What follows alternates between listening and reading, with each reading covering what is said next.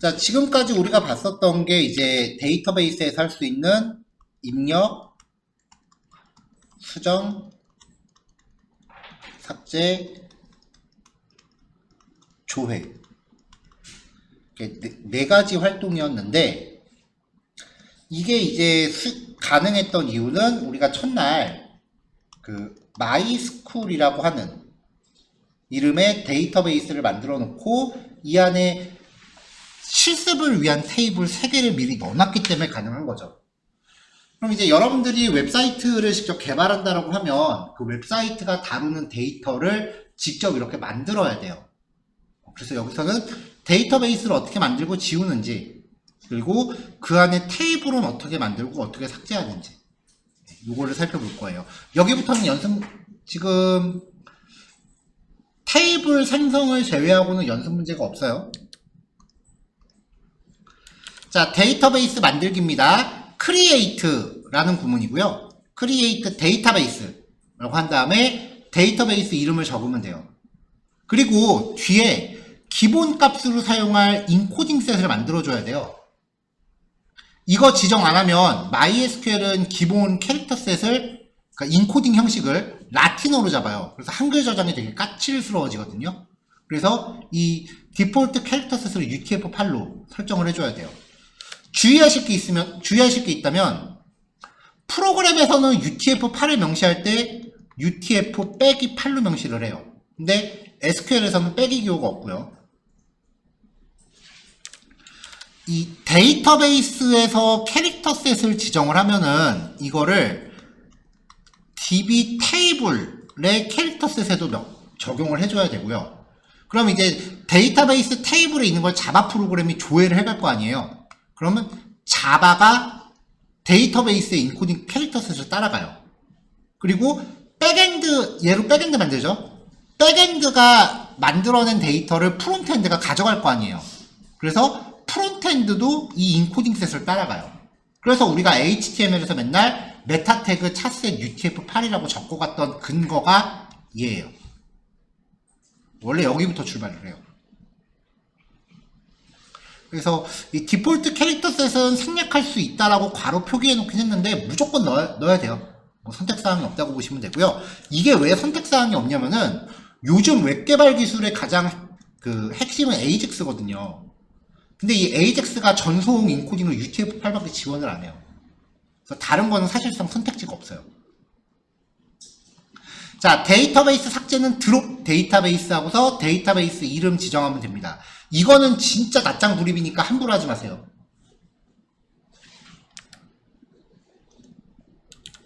자, show 데이터베이스라고 하면은 현재 시스템 안에 있는 데이터베이스가 나오죠. 여기서 create 데이터베이스 mytest라는 이름의 DB를 하나 만들었어요. 그래서 다시 show 데이터베이스라고 하면은 여기 mytest가 나옵니다. 그 다음에 자, show 데이터베이스에서 다시 이어갈게요. 여기 mytest라는 DB가 있는 상태에서 drop 데이터베이스 mytest. 그럼 지워져요. show 데이터베이스 다시 하면 mytest가 없어집니다. 이건 진짜 복구가 안 돼요. 한번 이렇게 드롭하고 나면. 자, 이번엔 테이블 생성이에요. 구문이 좀 복잡해 보이죠?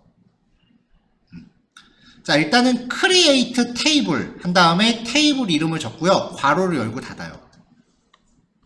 그 다음에 뒤에 이제 이 괄호 뒤에 몇 가지 옵션들이 먼저 들어가요. 엔진이라고 하는 거는 이 테이블이 데이터를 저장하기 위한 방식이라고 보시면 돼요. 이게 몇 가지가 좀 있는데, 옛날 MySQL 같은 경우는 이게 InnoDB라는 옵션이 없었어요. InnoDB가 오라클이 MySQL 인수하면서 추가된 건데요. 이걸 쓰게 되면은 이제 참조키나 프로시저 같은 고급 기능을 쓸 수 있게 돼요. 프로시저는 요즘은 자바 프로그램이 이거 안 쓰려고 좀 온갖 이상한 기술들을 다 생성시키고 있기 때문에 프로시저는 거의 쓸 일이 없다고 보시면 되고요. 참조키는 굉장히 중요한 개념 중에 하나고요. 그래서 엔진은 그냥 무조건 InnoDB라고 설정하신다고 보시면 될 것 같고, 테이블 캐릭터 셋도 잡아주셔야 되고요. 그 다음에 코멘트. 이 테이블에 대한 주석이에요. 그러니까 이 테이블의 용도가 뭐다라고 지정해 주는 거죠. 이거 귀찮다고 안 하시는 분들 되게 많은데 꼭 하시기를 권해드려요. 왜 그런지는 이따 얘기할게요.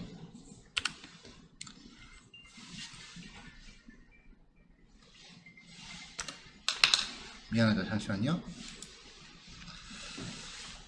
자, 일단은 create 테이블 이름 적고 괄호 열고 닫고 그 다음에 테이블의 생성 옵션까지 지정을 해줘요. 여기까지 적고 나서 괄호 안에 내가 만들어주고 싶은 컬럼들을 이름과 데이터 타입으로 좀 명시하는 거예요.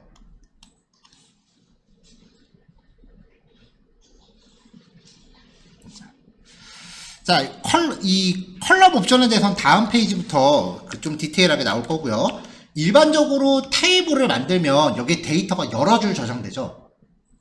그래서 테이블 이름은 뭐뭐들이라는 의미로 영어 복수형으로 많이 만들어요.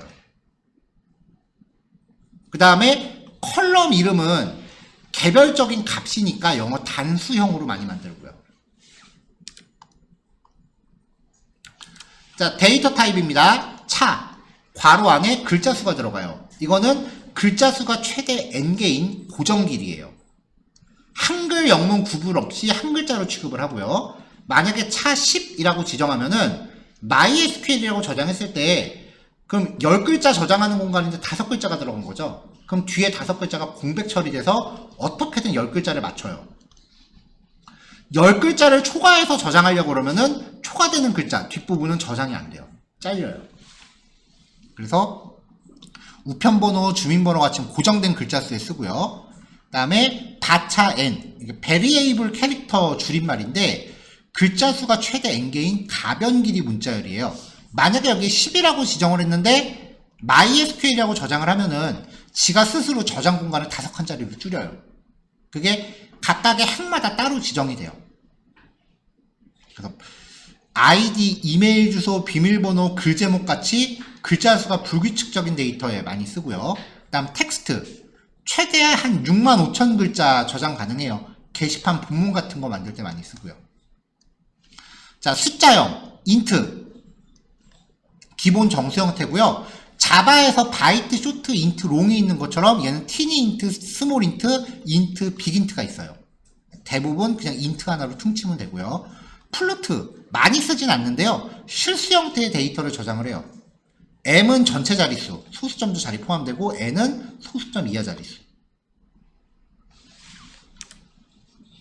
플루트 같은 경우는 실제로 그렇게 잘 쓰진 않는 것 같아요. 뭐 위경도 저장하는 일이 아닌 이상은 지도 서비스 같은 거 만들 때는 위경도를 같이 저장을 해줘야 돼요.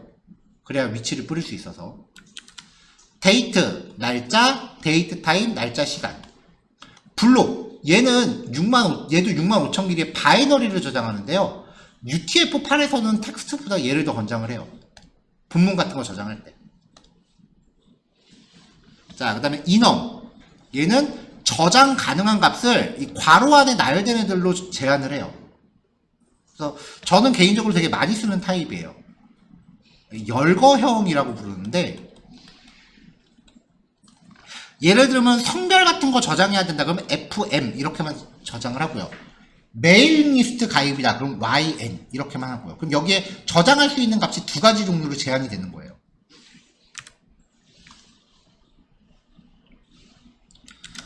자, 그래서 이제 테이블을 만들 때 테이블 이름 괄호 열고 닫고 뒤에 옵션들 쭉 들어간다 그랬죠?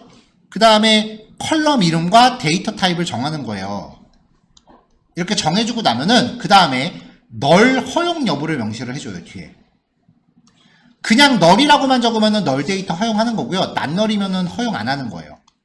그래서 여기 난널 적거나 아니면 그냥 널이라고 적거나. 만약에 이 널 허용 여부를 지정하지 않으면 널 허용이 기본이 됩니다. 자, 그 다음에 이제 일련 번호 필드한테 기본 키를 지정을 합니다. 기본 키 지정하는 방법은 2개예요. 첫 번째는 널 옵션 뒤에 프라이머리 키라고 적는 방법이 하나 있고요. 두 번째는 그냥 컬럼들 다 나열한 다음에 마지막에 쉼표 하나 찍고 프라이머리 키는 얘입니다 라고 따로 알려주는 방법이 하나 있어요. 저는 개인적으로 이 방법을 더 선호하는데 요걸 더 많이들 쓰더라고요. 뭐 차이는 없어요. 그리고 각각 컬럼마다 코멘트가 들어갑니다. 테이블 자체의 용도, 그리고 각각의 필드에 대한 설명. 자, 자동 증가 일련 번호. 인트 타입의 프라이머리 키가 지정된 경우 뒤에 오토 인크리먼트라고 적어주시면 돼요. 여기는 인트 타입인데 프라이머리 키는 얘다라고 지정을 했기 때문에 오토 인크리먼트 쓸 수 있는 거고요. 자, 이 프라이머리 키 자동 증가 타입 같은 경우에 DBMS마다 이름 적는 게 좀 마치 관례처럼 정해져 있어요. MySQL은 이 프라이머리 키 일련 번호를 id라는 이름으로 많이 만들어요. 그래서 우리 제이슨 서버 쓸 때 항상 일련 번호 필드가 id라고 돼 있었어요. 오라클은 시퀀스 넘버 줄여서 SAQ라고 많이 만들더라고요. 시퀀스가 일종의 흐름을 뜻하죠. 그 다음에 MS SQL은 num이라는 이름 많이 쓰더라고요. 넘버니까. 자, 그래서 ID 필드, int 타입 프라이머리 키 자동 증가, 그 다음에 메모 필드, 바차 255, REG 데이트. 이거는 레지스트레이션 데이트 줄여갖고 등록 일시라는 의미로 쓰는 거고요. 제가 주로 이렇게 많이 써요. 그래서 데이트 타입. ID int 난널, 그 다음에 프라이머리 키, 오토 인크리먼트, 메모, 바차 255, 난널, REG 데이트, 데이트 타입 난널. 특별한 이유가 없으면 그냥 무조건 널 허용하지 않는다라고 보시면 돼요. 이렇게 해서 만들고 나면은 DESC 걸었을 때 이렇게 구조 확인할 수 있죠. 지금 여기에는 코멘트들을 안 적어 놨는데 여러분들이 실제 만들 때는 코멘트 거의 무조건 적어야 된다고 보시면 돼요. 테이블 삭제는 드롭 테이블 만드시면 됩니다. 존재하지 않는 테이블을 지우려고 하면 당연히 에러나죠. 얘도 복구할 수 없으니까 주의하셔야 되고요. 앞에서 만든 마이 테이블을 지웠습니다. 자, 연습 문제는 이런 식으로 이제 필드 만들어 보시면 되고요. 요거는 여러분들이 실제로 프로젝트 만드실 때 회원가입 기능 만들 때 베이스 형태로 참고하시면 돼요. 자, 여기서 일단 무시를 하셔야 되는 게 여기 프로필 요거 뭐 제이슨 어쩌고저쩌고 들어간 요거는 무시하세요. 요거는 무시하시고, 그 다음에 이제 여기 보면은 일단 일련 번호 타입은 무조건 id라는 이름으로 들어간다 그랬죠. MySQL 같은 경우는 보통 카멜 표기법보다는 스네이크 표기법을 더 많이 써요. 데이터베이스는 카멜 표기법 잘 안 써요.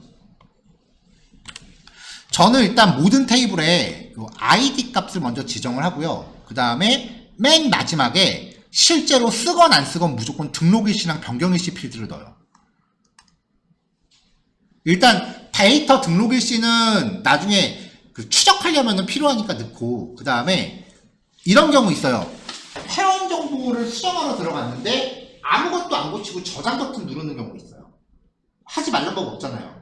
그러면 그걸로 업데이트절을 만들면 여기에 업데이트 뭐뭐뭐 셋 하면은 모든 필드에 대입되는 값들이 기존에 저장되어 있는 값하고 똑같죠.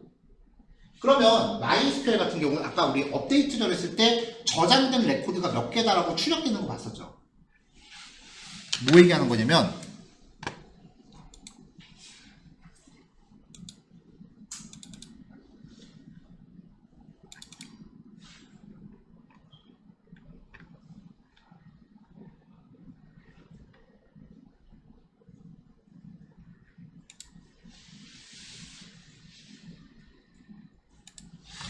수정이나 삭제 같은 걸 보면은 여기 이렇게 몇 개의 행이 저장됐다라고 이렇게 숫자가 나오거든요. 이게 자바로 리턴 값으로 와요.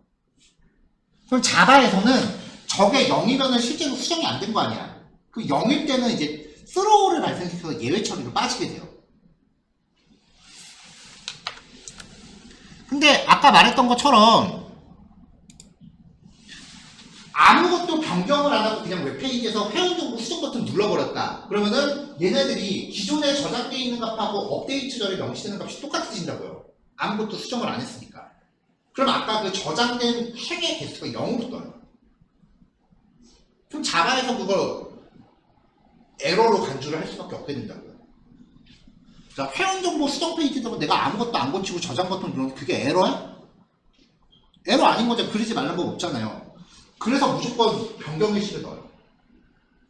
무조건 맨 마지막에 edit date equal now라고 거는 거지. 모든 업데이트 전에. 시간이 흐르니까 얘는 안 고쳐줄 수가 없겠죠. 그렇게 해서 이제 예외 상황으로 빠지는 거를 방지를 해요. 이건 제 개발 팁이에요.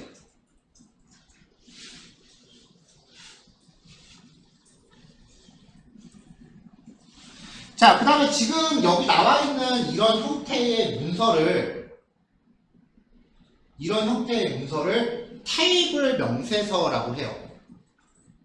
보통 실무 프로젝트 들어가면은 이제 백엔드 설계할 때 일단 데이터베이스 설계부터 먼저 하거든요.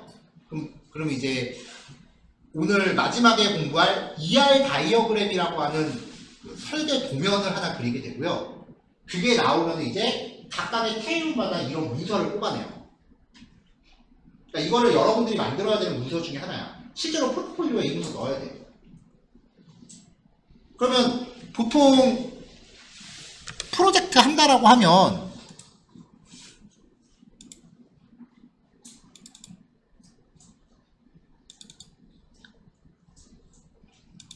뭐 아무거나 하나 잡아서 보여드려 보면은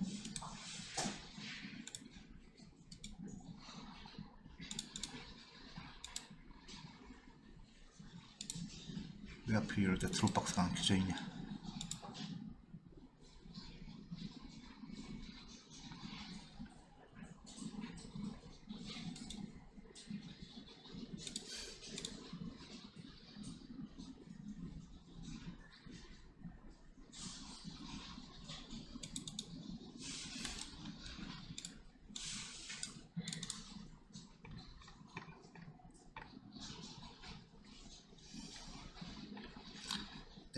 이게 이제 이 친구들이 구성한 데이터베이스 테이블 간의 구조예요. 그러니까 이 메모 상자 하나가 테이블 하나씩이라고 보시면 돼요. 그럼 이제 이 테이블들에 대해서 이거 뽑아야 된다고. 이렇게 만들어야 돼요. 이거 귀찮아하지 마. 설계도면이 없는 코딩은 그냥 주먹구밖에 안 돼요. 그거는 개발이 아니야. 그냥 억지덕지 그냥 누더기 갖다 이어붙인 거지. 누더기 소스 그냥 이어붙인 거지 설계가 없이 시작하면 그건 프로그래밍이 아니에요. 절대. 그래서 이거를 만들어야 되는데 그래서 개발 작업에서 제일 오래 걸리는 게 문서 작업이다라는 얘기는 많이 했었잖아요. 근데 역설적이게도 개발자들이 하기 제일 싫어하는 게 문서 작업이거든.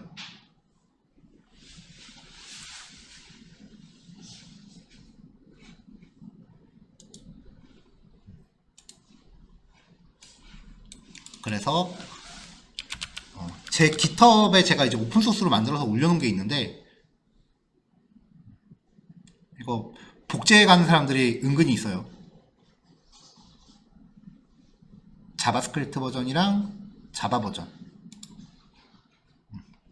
MySQL 테이블 명세서 자동 생성 프로그램이에요. 이렇게 엑셀로 이렇게 뽑아줘요. 이건 이제 자바 버전이고, 요거는 자바랑 데이터베이스 연동하는 과정을 배우고 나면은 이제 쓸 수 있게 될 거예요. 요거를 제가 오픈소스로 만들어서 지금 깃허브에 그냥 공짜로 뿌리고 있거든요. 여기 보면은 여기 테이블의 용도, 그리고 각각의 필드에 대한 설명이 이렇게 자동으로 들어가잖아요. 이게 크리에이트문 작성할 때 들어가는 그 코멘트를 읽어드려서 문서 생성을 자동으로 하게끔 하고 있어요. 그러면 최소한 하나는 골라야 돼. 주석 달래요? 아니면 엑셀 만들래요? 주석 달는 게 낫지. 그쵸? 실제로 프로그래밍 쪽에서는요, 저런 식으로 이제 주석을 읽어드려서 문서 생성을 자동화시키는 기능이 굉장히 많아요. 자바도 그게 있어요. 자바톡이라고 하는 게 있는데 나중에 소개를 해줄 거고. 이거 잘못 들어왔다. 그래서 평소에 주석 따는 거를 귀찮아한다. 그럼 나중에 더 큰 귀찮음이 여러분들 맞이해요.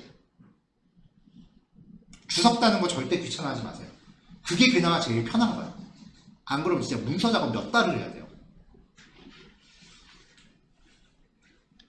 개발자 커뮤니티에 보면은 신입 개발자들이 그런 그 얘기 되게 많이 해. 뭐냐면은 나는 코딩하러 왔는데 맨날 워드 작업, 파워포인트 작업만 시킨다고 투덜투덜 되는 걸 되게 많거든요. 나 같으면 그런 애들 바로 잘랐어. 좀 전에 말했잖아요. 제일 귀찮아 한다고. 그럼 그거 막내 시키지 누구 시켜? 그렇잖아요.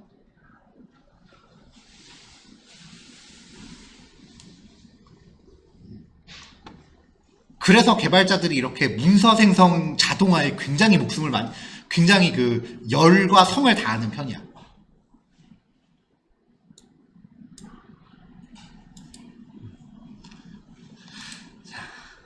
자, 오전 여기까지 할게요. 크리에이트문 점검들 하시고 요거 연습 문제 풀이 체크하시면 됩니다. 풀이는 이따 오후 수업 시작할 때 할게요.